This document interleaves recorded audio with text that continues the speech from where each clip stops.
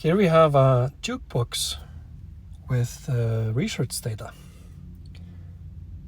This data comes from experiments with applying evolutionary algorithms to the evolution and discovery of synthesized sounds, where each sound can become the parent of new sounds by mutation. The algorithms we've been experimenting with are not optimizing towards any specific goal, but rather are encouraging diversity, a diverse set of discoveries, where sounds with one set of characteristics can become an ancestor for sounds with a completely different sets of characteristics. And we've been performing runs of those algorithms with different configurations, which have resulted in quite a lot of data, which we'll be analyzing, for example, by creating graphical plots. But it's also interesting to hear the actual sounds that the algorithms have discovered. And that's one reason for creating this explorer we have here, to open up that data for us and anyone else to navigate through the current results. And so here at the top we have a slider for navigating between the different evolutionary runs.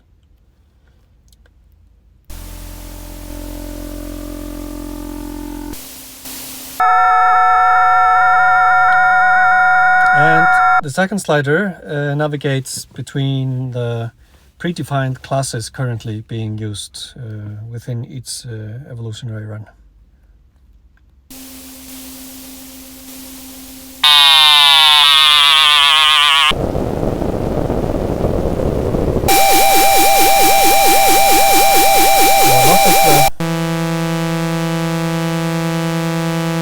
A lot of the classes are not musically oriented, but discoveries with some of those classes can become ancestors for something that could be used in, for example, in some musical contexts. But there are a few musical classes or classes for musical instruments in this classifier, which is called the Yamlet.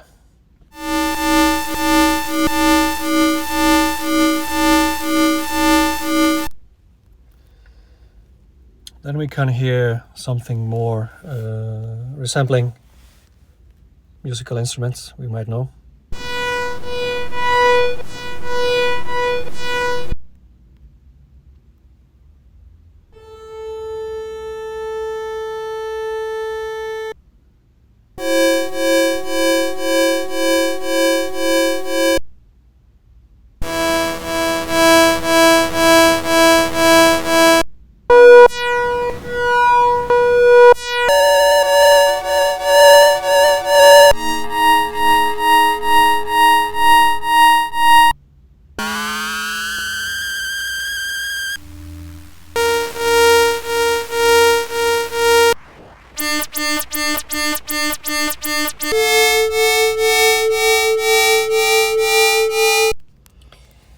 And here we see an example where the winning sound in the current class, violin, is a descendant from a sound in another class, bowed string in this case.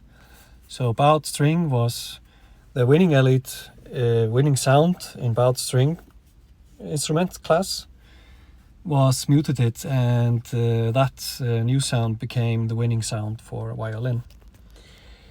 And the third slider allows to navigate through the evolutionary history of each Evo run, where we can observe how the winning sound emerged during the run. it seems to have happened really early on. Didn't really change.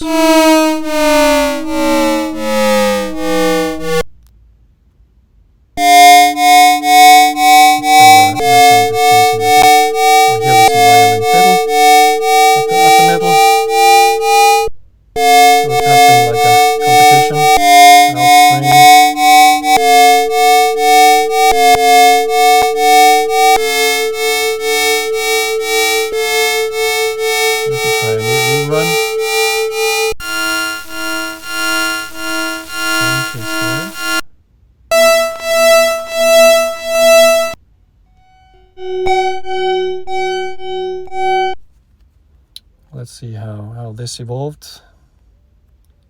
Was it always violin fiddle?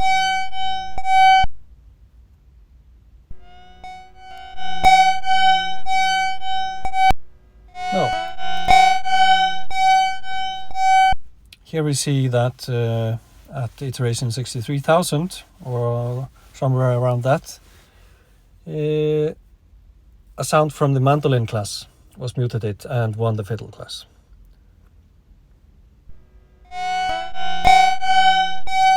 Early on, actually. First it was violin fiddle.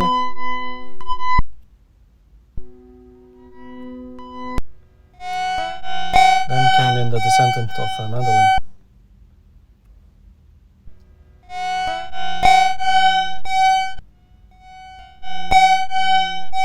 And that sound seems to have kept its position with a 45% score during the rest of the run.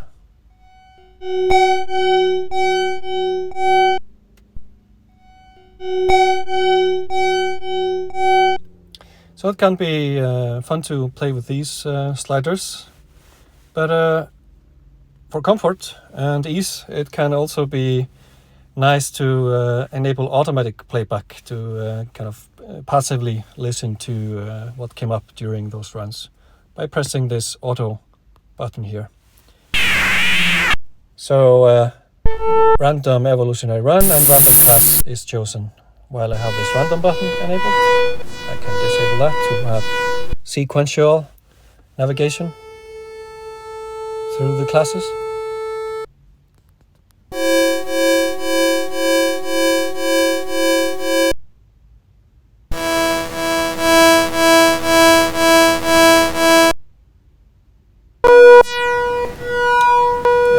This filter enabled unstructured violin. Let's go into everything. Covered.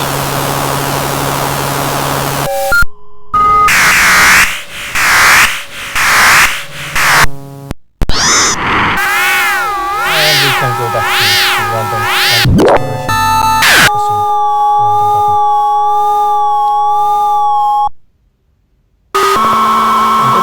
Something interesting during this automatic playback, I can step back with this.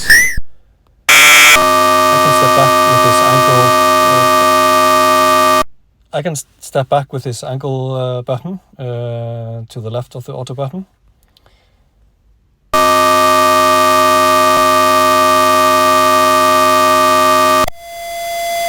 navigate back in the playback history.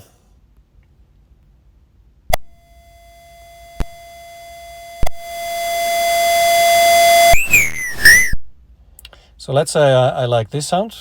I can play it once and see if it works in some rhythmic manner. I can play it on repeat.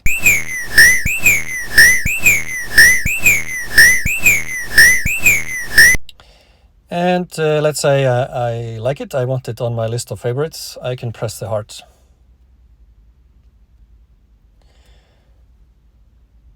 And if I want to use the sound in some of my favorite software, I can download it with this arrow pointing down button. So then I get a WAV file with this sound downloaded to my device. And here at the bottom is the list of my favorites in my anonymous account, which was created when I logged in. But if you go onto another device, you won't have this list. But you can see the list of favorites from all accounts, all the anonymous accounts, by toggling this from everyone button. And scroll through what everyone has added to their list. And here I actually have this sound on my own list since the button is red. As well.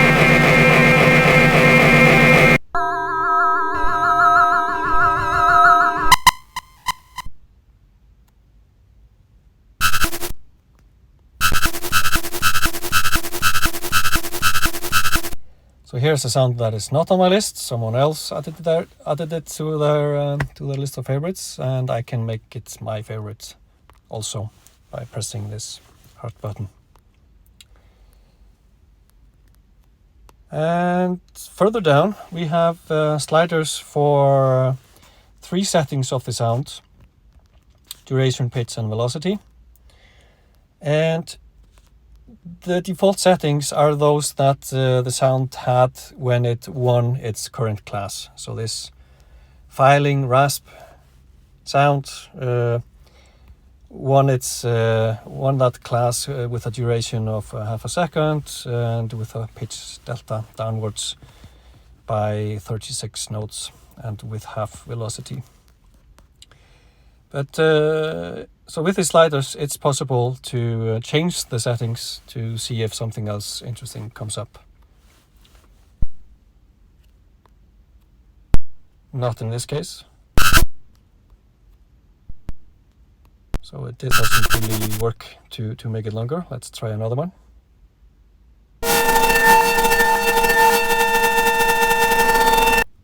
%50 cowbell.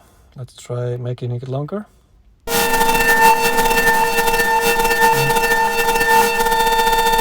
For some sounds it makes sense to change the pitch, but not all sounds, for example percussive sounds.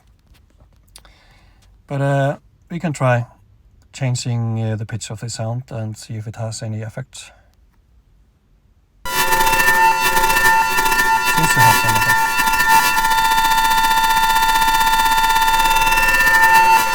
And we can go kind of microtonal by toggling off this int button. So then we're not traversing whole notes of a Western scale.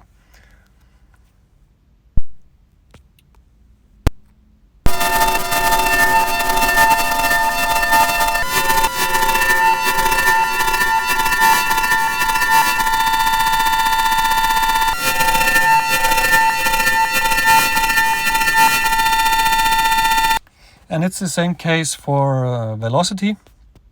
In some cases it makes a difference, but others not. So velocity is supposed to imitate pressing, for example, piano key at different intensities, or plucking a string at different intensity. So for some sounds it succeeds in emulating that. Let's try it for this sound.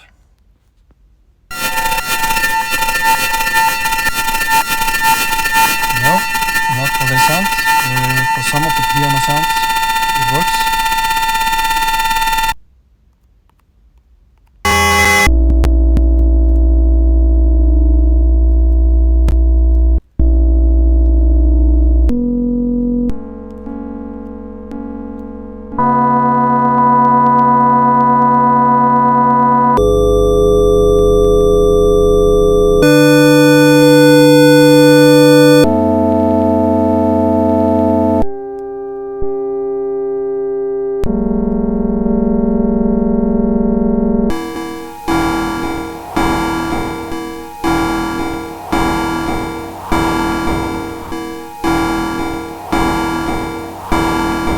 I actually like this. I think I'll put it to my list. But just the intensity matter. Velocity.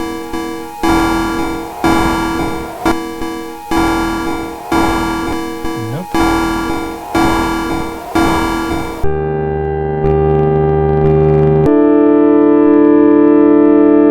How about this? Yeah.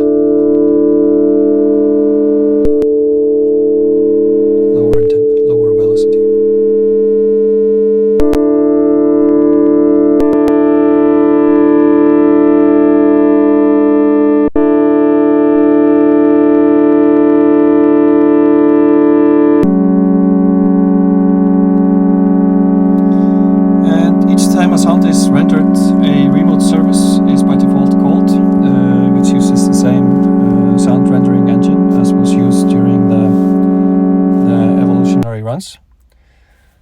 But it's possible to render the sound in the browser of the current device by toggling over to local.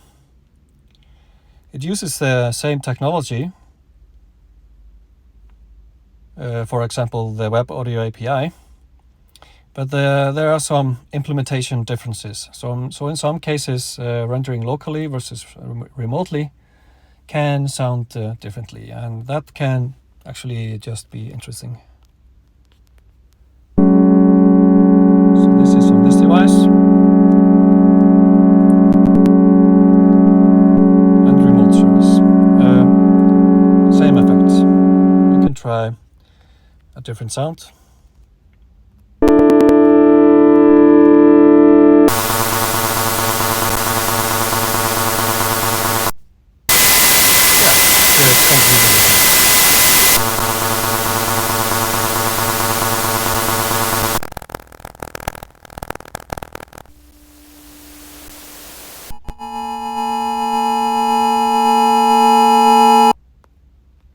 Local?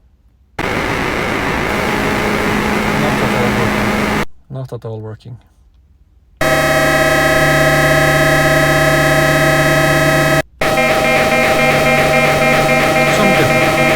There's some difference.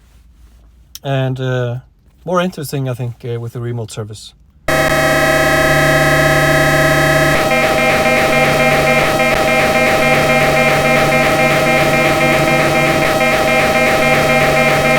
Good Christmas music we have here.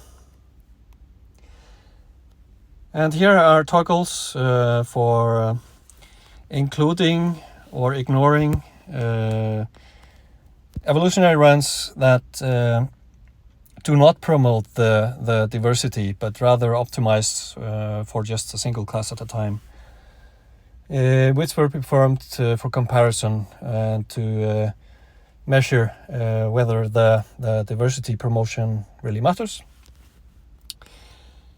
But by default they are ignored, but the toggle is off now because I have already navigated my list of favorites, and my favorites might come from those classes, so then it's disabled. But I hope you try this out and discover something interesting, and if you do, then you can add it to your list of favorites with the heart and download it and, for example, make some song with it. Thank you.